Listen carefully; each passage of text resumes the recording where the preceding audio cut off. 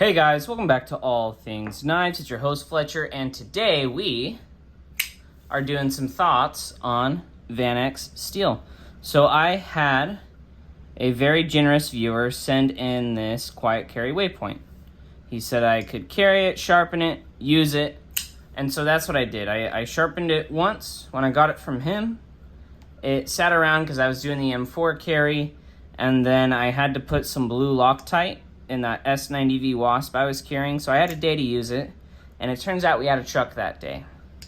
Alright, so I had this guy sharpened to 1000 grit. I used it till it would no longer cut paper, and one truck, so it lasted me one busy day at work, basically doing what I needed it to. That's the edge I had on it. It's already been resharpened for him, so that I'm able to send it back to him. It sharpens really nicely, I will say. At 1000 grit, it's not a super out there bite, but you feel the bite. It's like a ton of small little teeth is kind of what this gets, which is, I'd say it's actually rather nice. The sharpening on this guy is super easy. You raise a burr, it moves to the other side in terms of grit progression super easily, so you don't really have to work too much in terms of grit progression. The initial bevel too, I mean, total, copying the same angle, maybe 15 minutes just to get it to where I needed it to. I think I even removed a little bit more than last time. Last time I kind of cut a micro bevel in, and then this time I kind of widened it a little bit. And so it's going to be perfect for when I send it back to him. It'll be a nice, really good, slicey edge. In terms of how this guy felt, basically S30V. In terms of the way the edge broke down, it really felt similar to S30V in terms of how long the edge lasted, and in terms of the working edge too. It really felt like S30V in terms of edge retention, and I think that's because it's production Vanax, so it's going to be harder to get it to the higher rock wells, even with a higher end production company like Quiet Carry. The knife itself is, I really like it actually. I think I want to drift though. I probably wouldn't do full tie because, you know, in metal, these sharp edges, like there's a couple of them on this knife, just would keep me away from getting it unless it was like a G10 model, and G10 models are cheaper. So, and I like G10. I think I probably prefer it over titanium. But in terms of the other attributes of Vanax, no problem. There's seriously no chipping whatsoever, so it'd be a fine EDC steel. Plenty of edge stability. There was zero rolling. I should have checked how it stropped, but stropping through sharpening deburrs very easily. Really no problem there. And this guy was sent from him with, I think, already a couple edges on it. And so I'm pretty sure I wasn't testing the burnt edge. He said he used it and he sharpened it a couple times, so we were at least to the third or fourth edge, I think, by the time I sharpened it.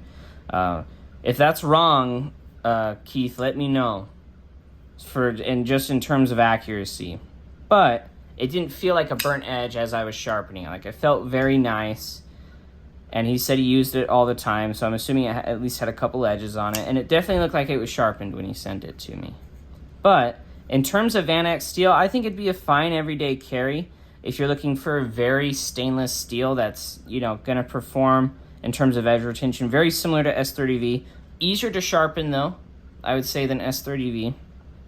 And I believe Vanax is, I think it's a little tougher because of the nitrides instead of the carbides. I could be wrong on that.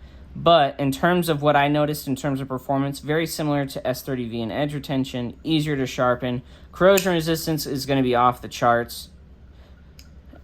And really just, I'd say a decent, from Quiet Carry, decent blade steel. As long as it performs like S30V, that's really no problem with me. That's, you know, S30V is pretty common stuff. I tend to like stuff that the edge performs a little better. But in terms of an everyday carry steel, S30V is the standard across the industry, and I can see why. Especially compared to a steel like Vanax, where it's more expensive, harder to get, but in terms of the edge retention is the same. It's a little harder to sharpen. corrosion resistance isn't as good as, say, something as Vanax, but the toughness is either on par or a little less, but it's way cheaper and more available.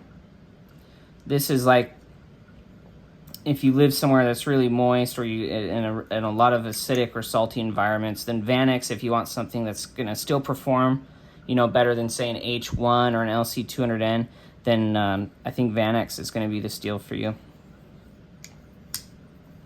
All right, guys, let me know your thoughts on Vanax. If you guys have any that you've carried, or say you have any experience with it, or maybe you have any questions about it. Again, this was just a short little view into Vanax just because I had the time, and a very generous viewer sent it in. If there's ever a knife or a steel you guys want me to take a look at and I don't have it yet, you can hit me up on my email.